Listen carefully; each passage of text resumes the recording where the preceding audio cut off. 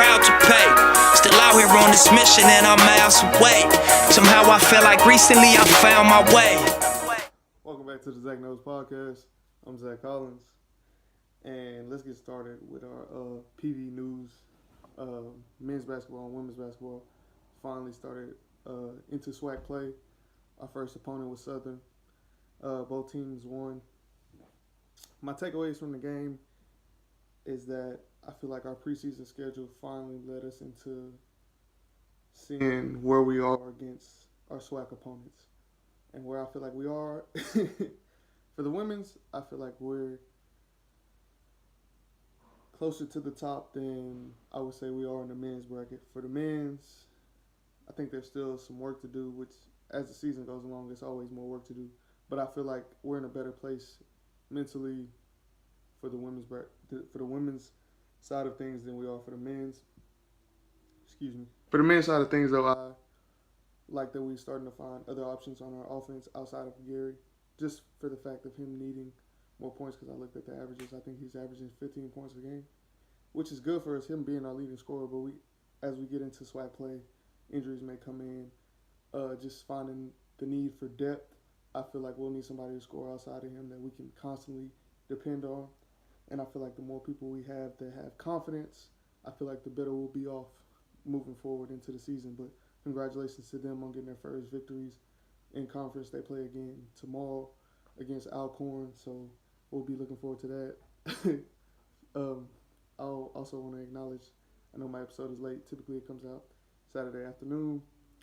But Saturday morning, I was thinking about it, and I felt more that I should do this episode following all the playoff games, following us playing our first basketball games in conference, and also just give myself more to talk about, honestly. Because, it was a lot to talk about, which I'm still going to get into. But I'm looking more towards this upcoming week. We got stuff to talk about, like the national championship. We're going to preview things like that. So, moving along, we'll look right into NFL playoffs. We'll start with the first game Saturday, which happened to be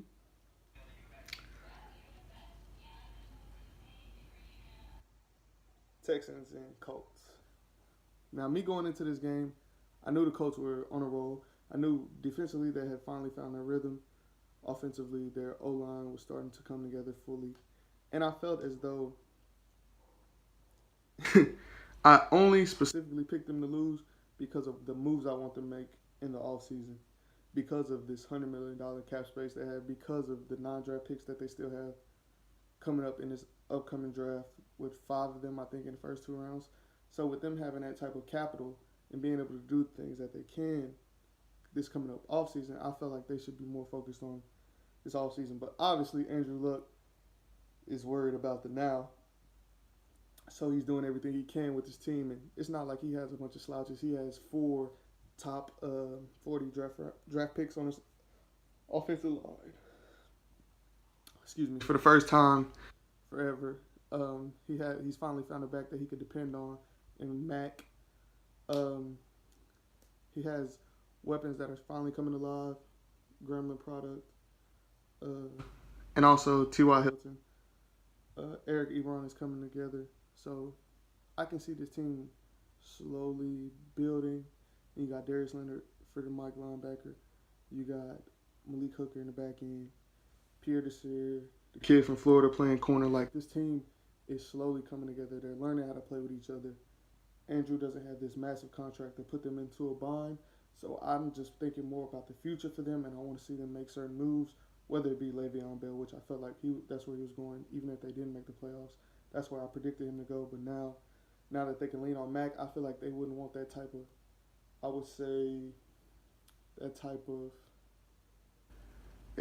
personality in their locker room. Not that he is a negative person or will bring something like that to them. I just feel like he wouldn't mesh well, because that team is full of a lot of hard-nosed. Yes, they have the top picks, but the bulk of that team is really people that made a certain living. And I feel like blue-collar type of players. Not saying Le'Veon Bell isn't that, but he's more outspoken. He has a social media presence. He does have a rap career that he wants to pursue outside of football. Like football isn't just his only thing, and I feel like that's why he works so good in Pittsburgh because they allowed him to be him, and we don't know how their coach will allow him to be himself. So that's just something to look forward to in the offseason. But going back to the game, Houston Texans just couldn't get off the field defensively. Their issue all season was them not being able to get off the field off 3rd and long, which is 3rd and 7 or longer. And that problem just kept on occurring. At one point in the game, the Colts were 7 or 7 on 3rd downs, which means that that they basically couldn't get them off the field. They could get them into 3rd down situations, but they wouldn't allow themselves to make the plays to get them off the field. And that was a budding issue for them. The offense couldn't really get going. They didn't score a touchdown to the 4th quarter. And then Kiki Kuti had a questionable touchdown towards the end. And moving on to the Houston Texans side of things, the back end is looking slow. They kept trying to put Tyrann Mathieu in one-on-one coverage against T.Y. Hilton. Granted, he's probably their best athlete in the back end, but I'm not putting Tyrann Mathieu in one-on-one coverage against T.Y. Hilton. I'm just not doing it. That's just me as a defensive coordinator. I'm going to bring pressure. I'm going to get in Andrew Luck's face, and they weren't allowed to do that. When they only rushed for, whether the 4 be Clowney, Merciless, Watt, Covington, they still couldn't get to the quarterback, and that was their overall issue, was putting pressure on him. Whenever they would go man, pressure wouldn't get there in time. Obviously, they was being one-on-one coverage. That's how it went. So for them looking into the offseason, offensive line is first and foremost. Deshaun Watson led the NFL. I think he's been sacked 62 times, which is absurd, the amounts of pressure that he's felt this season. And I know he's a mobile quarterback, so that already puts enough strenuous pressure on his body. But just adding that to the sacks and him having to look at his rush and not even being able to look downfield, it would be plays where he wasn't even getting really rushed, but he just not really trusting his line. He would take off panicking and then run himself into a sack. So that was my biggest issue, I would say, is the play of the offensive line, the way that I feel like they left him hanging. They really just couldn't get a spark going on offense. When you have an offense, like I told y'all before, when the offense is basically Deshaun Watson run around and try to get DeAndre Hopkins the ball, that's not a recipe for success in the NFL, especially the playoffs, when these defensive coordinators, that's their whole life, is to stop you, to stop what you do best and see can you win in other phases of the game. And the Houston Texans can't win in other phases of the game because their offensive line can't protect. I thought that their defense would pose a threat because they have the weapons up front to be able to cause the offensive line of the Colts issues, but they didn't do that the majority of the game. They didn't make the plays when I felt like they needed to make plays, and ultimately that is what hurt them. So Colts lost. That was my first loss of the day. First loss of the playoffs of the wild card weekend. So moving on. Go to the Cowboys game. Two teams playing each other. They play similar styles of offenses. Going into that game, looking forward to seeing how would Dak play, because I understood if they got Zeke going, that relieves an extensive amount of pressure off of Dak's shoulders. He doesn't feel like he has to throw them into the game. He doesn't feel like he has to press so much in order for them to be in a position to succeed. He doesn't feel like he has to throw for 400 yards and 40 passes, 50 attempts, things like that. So for him, my biggest thing was to see where he was going. And at times, obviously, I always question their play calling just for the thinking of certain situations. But they allowed Dak to be Dak. They allowed Dak to run. They allowed him to get in the open field. They allowed him to show his abilities outside of the pocket, not just wanting him to just stand in the pocket and be just a pocket passer, because that's not in his repertoire. That's not what he likes to do. He likes to get out on the perimeter. He likes to show his physicality, and he did that. You can see his 2 almost touchdowns where one he's somersaulting into the end zone and he doesn't get it, or he's just flying in the air, and it's a feeling you can only feel if you played the game. Like, it's hard for me to put it in words to you, but Dak may not be the best thrower. That may get his receivers on his bad side. Like, they may be open and he might miss it. He's not accurate. I understand that. But when he makes plays like the way he was doing towards the end of the game, when he understood the game was on the line, on 3rd and 10 plus, they called a draw, or he called his own number, and for him to make that play, for him to cut back and see that hole and make that play, you can see why he changed the dynamic at Mississippi State. You can see why they went 13-3 his rookie year. You can see why he may not be getting a big payday when his contract comes up, but he will get paid. He will get a nice, substantial amount of money, and that's something we're going to talk about after the game. But moving on along, they just allowed Dak to be Dak. They allowed him to get on perimeter. They allowed him to showcase his physicality. They allowed him to run. Offensive receivers make plays. And let me stop right here before I go any further. My prayers out to Allen Hurns, because that was sickening to my stomach. And to be somebody who just had an ankle injury, and I felt like somebody who was way heavier fell on my ankle, and that didn't happen, I feel extremely blessed. But just watching that and the audacity to replay it and just show us again and again, disgusting. But it's part of the game. That's what we signed up for. Him putting his thumbs up was just to make the fans feel okay. But if you've seen it, it was a clear break. You know he's not okay. But he had surgery. He had emergency surgery last night. He's good. He's going to be getting back into a rehab probably in about a month or so. He's aiming to come back training camp, but that's pushing it for me. But as I said, prayers to him. I wish him all the best. But that was a sickening injury. Moving on, though. I like this young core that the Seahawks are putting together on their defense. Up front, Frank, I think his name's Frank Clark. Just him taking over the defensive line, him bringing in a new type of swagger, a new era of him basically saying he's a man now. Even though you still have people like KJ Wright, who was a part of that Legion of Boom, Bobby Wagner, who's one of the best linebackers in the NFL.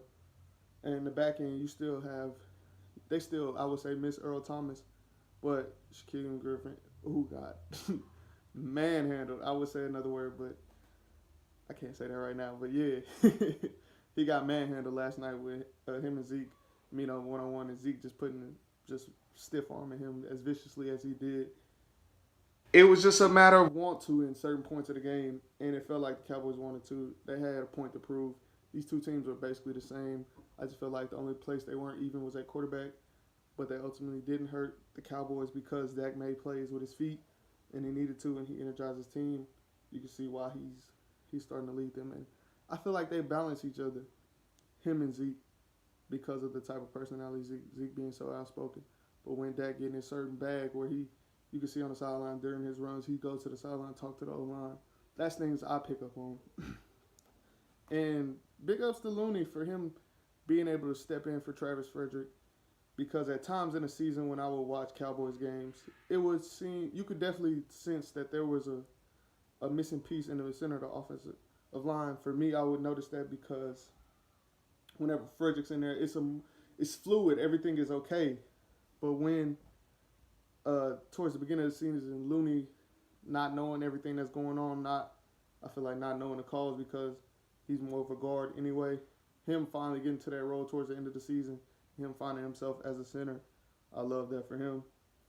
And it's becoming fun to watch him progress through the season. Their whole offensive line, it was one play, Tyron Smith just manhandled somebody. And Amari Cooper had a questionable play on the screen where I felt like he could have cut up behind Tyron Smith, but hey, they won the game. And with that being said, the Colts have to go to Kansas City. I'm taking Kansas City all day on that one. And the Cowboys have to play the Rams. The Rams haven't been playing to the standard that they started the season with. I don't know if it's Cooper Kupp. I don't know if it's complacency. I don't know if it's Sean McVay not knowing the length of the season, not being able to keep their attention. I can't put my finger towards it. Their defense hasn't been good with all these acquisitions. They're still average at best. I feel like because it is a bunch of me, I'm going to do what I want to do. I seen a certain thing on film, so I feel like I can jump this, I can do that. that's what it is in the back end for sure with Marcus Peters and Talib. But hopefully they got it together. Hopefully they've been doing 2 weeks of preparing, because these two teams that they were going to face, they're eerily similar. They're basically the same thing. But the thing that's going to hurt, I would say, the Rams is their rushing defense. Excuse me. Is their rushing defense. So that's something to look out for. And I'm picking the Chiefs just because I feel like they are the better team. But the Colts are scary, man. The Colts are in a rhythm of all of those teams who get the fifth, sixth seed, the Giants, Steelers, and they get on that magical run where they run and win the Super Bowl. Do I see them winning the Super Bowl? No, just because of the offensive prowess isn't there for me, and I wouldn't bet my last dollar on them winning just because I don't feel like I have anybody outside of Andrew Luck that I can hang my hat on outside of the offensive line. So that's just my issue with picking them and having them be a contender for me in my eyes. But that's it on the Saturday games. Saturday games, I went 1-1. Picked the Cowboys, got it right. Picked the Texans, lost. And I've been talking bad about the Texans all year, so I deserve that. But hey, that's how it goes. But moving on to Sunday. Sunday was disappointing because I went 0-2. But not so much disappointing in that sense. More so disappointing in the fact that first game, it was just like the day before. Apparently, I can't pick AFC games because the Texans was getting whooped by the Colts for the majority of the first 2.5 quarters, and then ultimately just couldn't get it going in the end enough when they needed it. And the same thing going on into the Ravens Chargers game. Chargers ultimately beat the Ravens. Chargers, they were just seeming more prepared. The holes that were there for the Ravens in their first matchup where their running scheme I would say they wouldn't know where to look. They wouldn't know that if this motion was coming, that they would have to follow it. Typically, their eyes would get, I would say they would get caught watching things that they weren't supposed to watch and ultimately leave cutback lanes. In this game, their main objective was to shoot the gaps.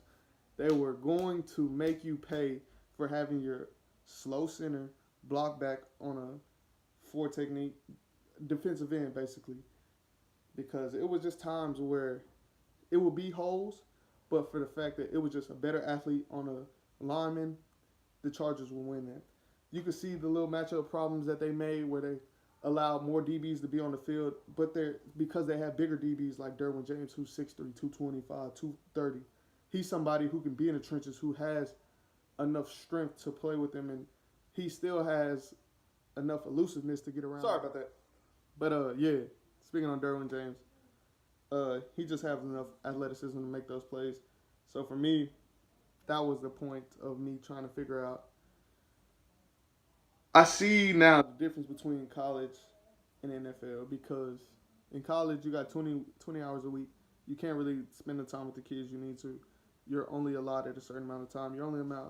You can only watch so much film between testing, between weightlifting, between practice, between everything else that a college student does. Like, the game is totally different. And in NFL, the play you ran last week is not going to work this week. The schemes, the things you did, the Ravens ran for like 250 yards against the Browns last week. When they played the Chargers the first time, they ran for 200+ yards. Lamar Jackson had a hell of a game. In this game, it was just null and void. Now you can see Bosa came to play, Melvin Ingram came to play, Derwin James, the Desmond King kid, who is a phenomenal returner, and he's starting to find himself as a corner. I felt like more at the beginning of towards the beginning of this, he was more of a returner. Now he's finding himself all over the field, and you can see why he's getting these certain accolades. So I love the way his career is blossoming. Hayward, he left somebody open, but everybody has a bad day.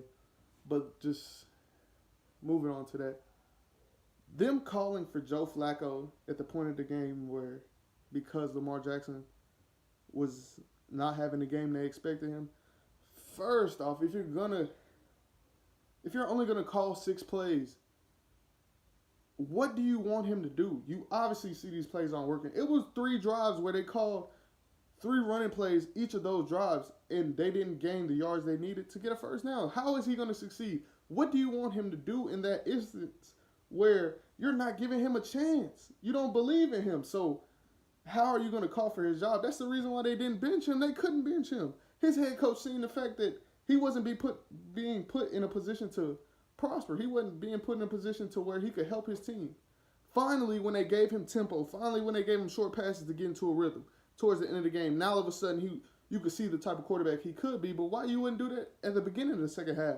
Why you didn't do that in the second quarter when you seen the first quarter it wasn't going the way you expected it? That's my issue with the offensive coordinator. And then they want to blame him. His offensive line wasn't doing good. They had to replace the left guard. That is a problem when everybody is one-on-one on the offensive line. Yeah, the center getting pushed back. The left tackle got a holding penalty that cost him at a certain point. Zeus Brown is doing all he can on the right tackle. Marshall Yonder, nobody's getting there, so that's why they're putting everybody else in one-on-one positions, because they know Marshall Yonder is all pro, all world. But this left guard was getting him killed. Then they put the backup in, it wasn't no better. I felt like, why you put the backup in? It's the reason he wasn't starting in the first place. But don't put all of this onus on the issues of the Ravens on Lamar Jackson. You can't name me a running back that plays for him. Like, his weapons around him is average at best outside of Mark Andrews. Mark Andrews is going to be a top 10 tight end, top 5 tight end in about 2 or 3 years. Just watch. You see the crazy athletic play where he hurdles the kid 3 yards from the goal line. But, like, even stuff like that, like, just not having the belief in him to be a quarterback. I feel like everybody was listening to the outsiders, and you just hear on the game, they're just talking bad about him. I think it's time to bench him, yada, yada. It wasn't time to bench him. You got to let him grow. He's the future of your franchise. Just because you had an issue, just because you got replaced by a young quarterback, just because you may feel like he doesn't play the game is the way you play it or the way it needs to be played, that's your problem. He's going to be one of the game changers of this league. Him, Patrick Mahomes, Deshaun Watson, if he gets it together, and quarterbacks that have that ilk, that are come from that makeup, who aren't just going to sit in there and be statues all day. Because if Joe Flacco is in the game, he's taking way more sacks than Lamar Jackson would. Lamar Jackson is stiff-arming defensive tackles in his face. Like, it's a different type of person. He's a different type of player. You can't replace him. If you're going to put anybody in, you're going to put RG3 in. But he's in a hoodie, so there's nothing you could do there. So don't tell me that Lamar Jackson should have been benched the same way. If Joe Flacco, like, when he would have a bad game, they weren't calling for Tyrod Taylor. So don't tell me just because Joe Flacco did this and Joe Flacco did that. He hasn't won. We haven't had playoff Joe in 6 years. This is 7 years now. This 2019. He hasn't done that since Ray Lewis was on the Ravens. So don't tell me that he needs to be in. Don't tell me he needs to be replaced. You found your quarterback.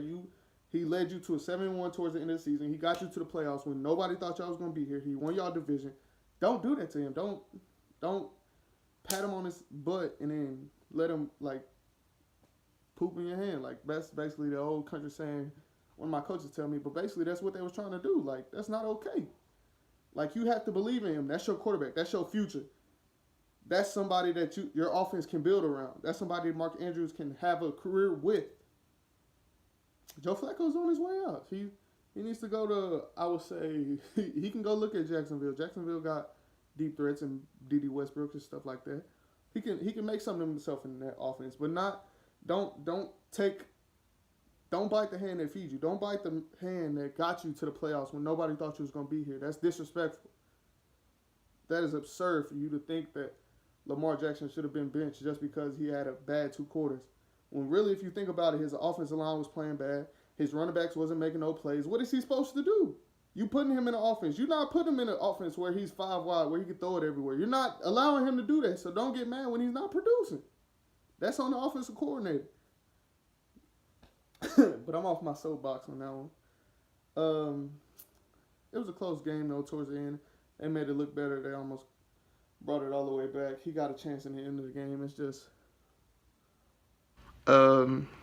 Zeus Brown gave up a sack in the end, forced a fumble. And that's how life goes. He's a rookie. But, hey, you'll be able to see this team. The battles of Carson Palmer and Big Ben in the early 2000s, mid 2000s, you'll have those battles between Baker Mayfield and Lamar Jackson. These are two quarterbacks who've seen each other. They went to two Heisman ceremonies back to back and watched one win. They watched the other win. So they have a nice little relationship. That's why I wasn't really tripping off last week towards the end of the season when they showed the little video of him slapping on his helmet. It was just they had that relationship. They didn't show the picture where they was hugging each other. So don't send me that. I believe in both of those quarterbacks, and they're not just your typical prototypical stand up, throw it around in the pocket. They make plays. And if Joe Flacco wasn't in the game would have been 35-0. There's no way I'd look at that any different. It's a reason he was on the bench again. But last game of the day, you got Chicago and Philly. Pick Chicago. Shout out Anthony Miller. He made a couple plays. The catch where they ruled it an incomplete pass, it was a catch, but the fact that the ref picked up the ball, they didn't know who to get a ball to. Should have gave it to the Bears, but hey, that's how life goes sometimes. They called an incomplete pass, it was 32, they wasn't really tripping. These two teams, I don't want to say it's the offense, because the Bears have one of the best defenses in the league, yes. But offensively, they have a bunch of B talent. I have a problem with Nagy's play calling towards the end of the game. Why you wouldn't give Mitchell Trubisky 2-3 plays so he can know, okay, we get a first down, already got this plan. Instead of having him looking toward the sideline, wasting valuable time that you're going to need. That was my biggest issue towards watching the end of this game, is seeing that he didn't trust Mitchell Trubisky enough to run the show, to let him pick whatever he thought was ready for that time, because he was in the moment. He can't keep looking to the sideline, wasting his time. That was my biggest issue of the game, was him doing that. But I can kill the kicker, but what's the point? He's missed all his field goals all through the year. I think that towards the end of the game they showed he missed several kicks against Detroit. He missed some kicks last week against Minnesota. It's kicking a dead horse. That's been an issue. That's been a budding issue within the NFL, is the declining play of kickers. We saw last night that Sebastian Janikowski looked like he tore his hamstring off the bone with how he just dropped as soon as he missed the kick. But that's been the theme of this season, is the game is lacking field goal kicking. They've made it difficult. They're driving the wedge even further between the rest of the other 52 players on the roster and kickers. That's how I feel like. Especially with them wanting to take kickers off of the kickoffs after the game. I don't really like what they're doing with that, but that's another topic. Bears kicker, he lost the game, but it shouldn't have been put into that point. Bears allowed these C players at best of the Philadelphia Eagles to put them in these predicaments, to stop them in essence, really. But I don't. The Eagles have team defense. They have the speed to where Turbo Taylor can't just run jet sweeps and think he's going to get a first down. Or I'm not putting a 5'7" receiver outside. That's just not what's going to happen. Anybody under 6 foot, I'm putting Anthony Miller at the 1. But even then, they're not putting him. They're putting him in the slot and letting him go one-on-one against LeBlanc. And they're not allowing him to win that matchup. I love the connection between Nick Foles and Alshon Jeffrey. Alshon coming back to Chicago. This being a statement game. He's been in Philly a long time, but he made a couple questionable comments. He was saying that he started in Chicago, but Philly's his home. Things like that, which understandable. They gave up on him. Philly gave him the money. But he made a statement. And him and Foles have a connection that I just think they call different plays whenever Foles is in the game and Wentz is in the game. And I feel like the players around him play with a different effort because they understand who they're playing with. Like, I'm going to give you an example. When we put Trey Zahn in the game, we understood that he was a freshman, that we couldn't shake his confidence, that we couldn't put him in a compromised position because he is so young, because his mind may be so fragile. So we understood we had to exceed our normal level of play and give maximum effort. And you would think, why weren't you doing that already? It's a different thing. Like, a man has a complex of going into survival mode and also a protection mode. So when you don't feel that instantly, innately, you have to get something to trigger that. And ours was understanding, like, he was a freshman.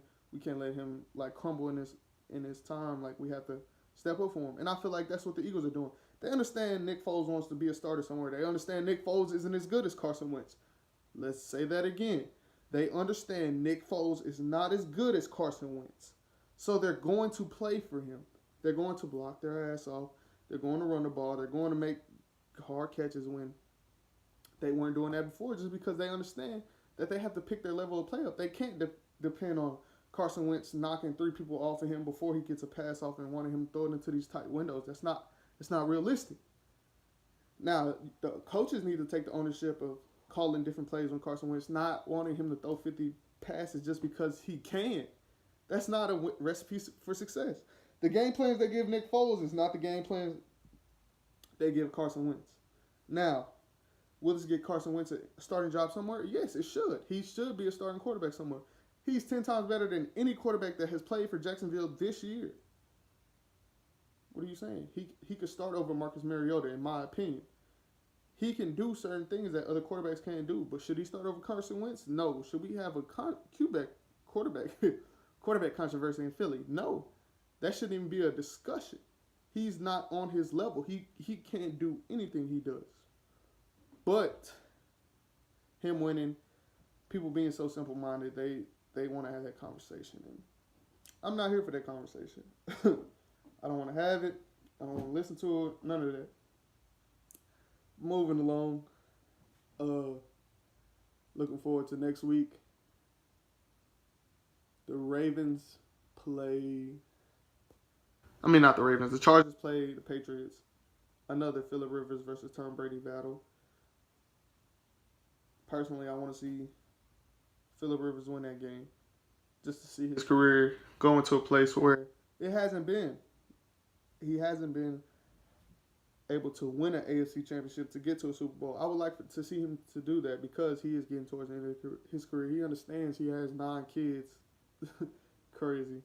And to think I want like 10, but hey. He has 9 kids. He understands, like, it's almost time. Like, his career is winding down. But he has the talent. He has the people around him. He finally has a defense that he can lean on to get stops. So I'm hoping they beat the Patriots next week. Honestly, to tell you the God's honest truth. And then moving along, Philly played the Saints. I don't see them stopping the Saints at all. Just at all. So, shout out Kevin. I'm picking against y'all again. But yeah, so... that's my 2 early picks. We'll get into depth of that to the midweek episode. But it was a whole discussion about dual threat quarterbacks. Yeah, Deshaun Watson had a bad game, but he has the worst offensive line in the NFL. Let's be honest, the worst offensive line that made the playoffs because of who? Him and DeAndre Hopkins.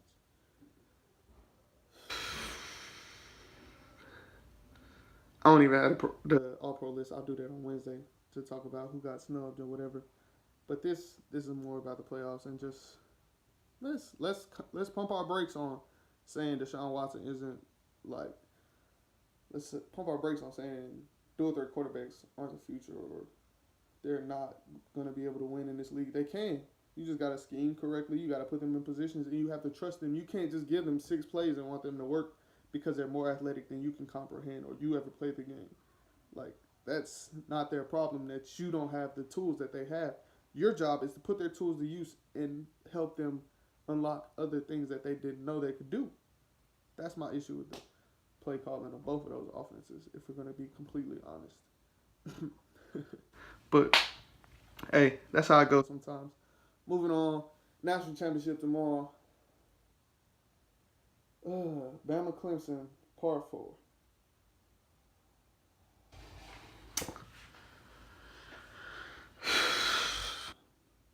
How do I see this game coming out? Honestly, I couldn't tell you. What I want to happen is Bama winning. Do I think that's going to happen? I'm not confident. See, the thing about Oklahoma and Bama was that Alabama didn't really get into their passing game because their running was so successful. Now, granted, they made huge plays. You could see on the first drive, but on the third play of the game, he had like a 25-yard play where he caught a little slant and broke 4 tackles and did what he did. You know, that's what we expect because it is 4 NFL receivers. This is the game. What I want is just the game that I thought Oklahoma and Bama was going to be. Do I think that Clemson's O-line can protect Trevor Lawrence enough to get the ball to those 2 big receivers on the outside? Yes. Do I think they'll be able to establish the run so that Alabama can get the 7 people out of the box? That's questionable. Etienne, he's playing way better ball than he did his freshman year, and I give him that. I applaud that. But I'm just nervous for not only the running game, but the back end for Clemson. They've always been these type of, I would say more technicians than athletes in the back end for Clemson. And even on the outside of receivers, you got Renfro. Renfro's been starting since he was a freshman. Redshirt freshman, and he's just a technician. It's not like he's going to go to the NFL and be a Cooper Kupp type of receiver. Shout out to the Clemson class who's had 4 playoff appearances, who's been to this their 3rd national championship, won a national championship, and I keep wondering when they're going to graduate. Finally, they're going to graduate this year, so I guess either they're in the same class as me or a year early. But shout out to them. That's an accomplishment amongst itself because we do get enamored with everything that Alabama has done, and Clemson is right there with them. If you look at the last 4 years, Clemson is right there with them. So I would love to congratulate them for being able to provide a set of consistency for them because I remember early in the 2000s, they had, what is his name? C.J. Spiller and the other dude that was with him, and Taj Boyd, and they've always had receivers like DeAndre Hopkins and Martavis Bryant, but they haven't put together a team. In the last 4 years, they've been putting together a team. The quarterback has been winning, and they finally come together. So, salute to Dabo Swinney. They got probably the best defensive coordinator in the game as Venables, because he don't want to go nowhere. So, this is going to be a hell of a matchup. Now, who do I think is going to win? Probably Bama. Who do I want to win? Clemson, but I just don't see nobody stopping Bama.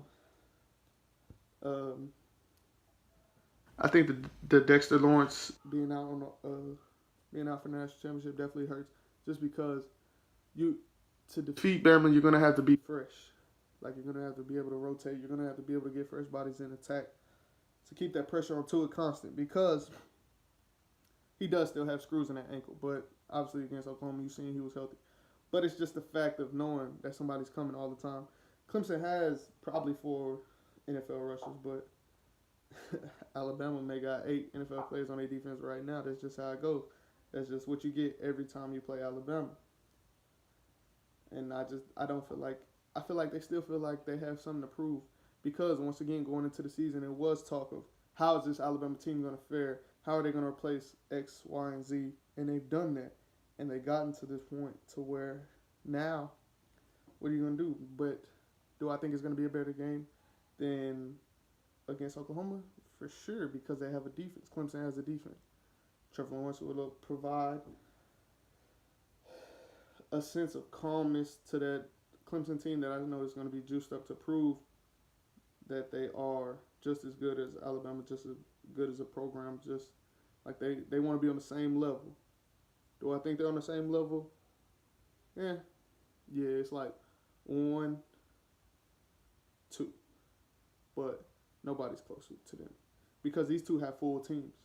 But Alabama's just depth is unmatched. They shouldn't have 4 NFL receivers, 3 NFL running backs, 2 quarterbacks that possibly have an NFL future.